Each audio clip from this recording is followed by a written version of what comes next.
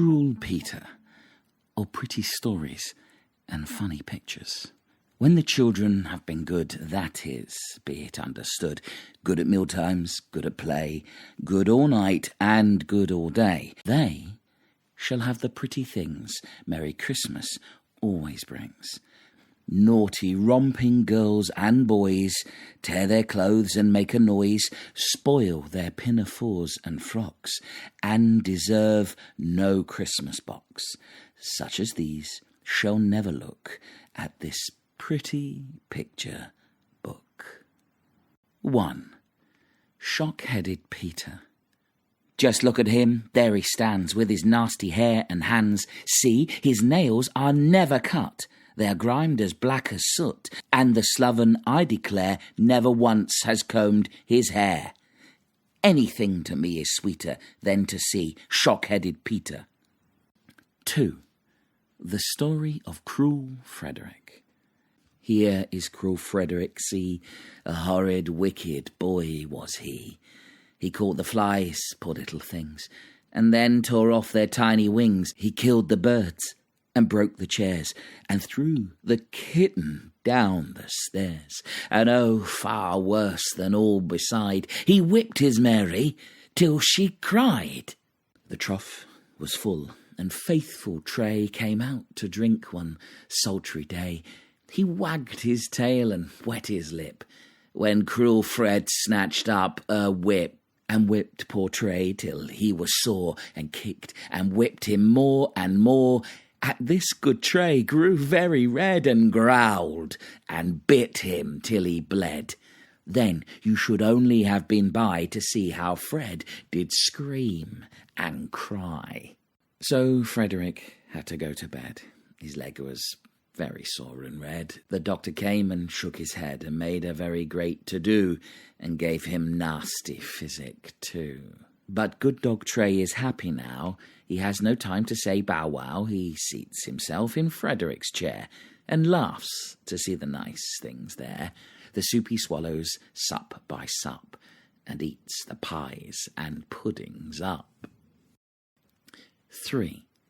The dreadful story about Harriet and the matches.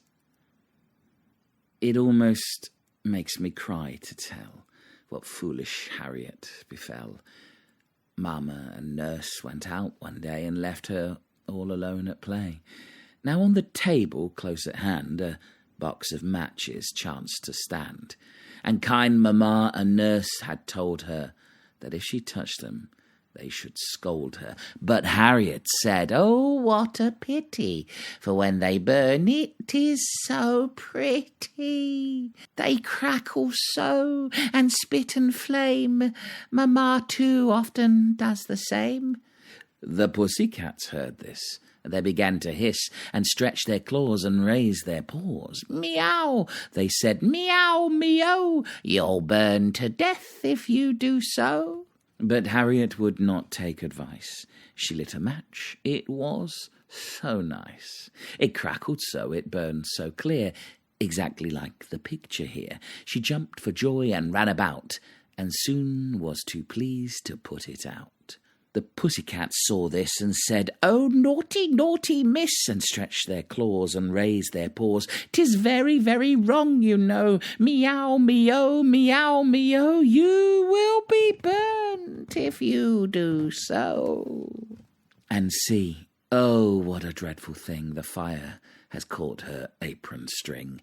Her apron burns, her arms, her hair. She burns all over, everywhere. Then how the pussy-cats did mew. What else, poor pussies, could they do? They screamed for help. 'Twas all in vain. So then they said, "We'll scream again.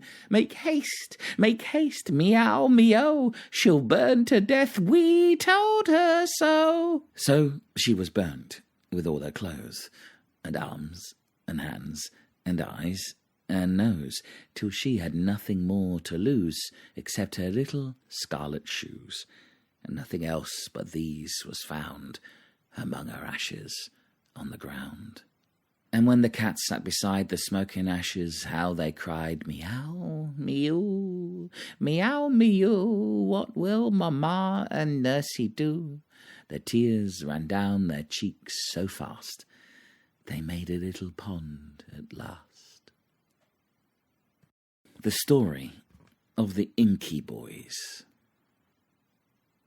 As he had often done before, the woolly-headed blackamoor one nice fine summer's day went out to see the shops and walk about. And as he found it hot, poor fellow, he took with him his green umbrella. Then Edward, little noisy wag, ran out and laughed and waved his flag, and William came in jacket trim and brought his wooden hoop with him, and Arthur too snatched up his toys and joined the other naughty boys. So one all set up a roar and laughed and hooted more and kept on singing, "Only think, oh Blackie, you are as black as ink." Now, tall Agrippa lived close by, so tall he almost touched the sky.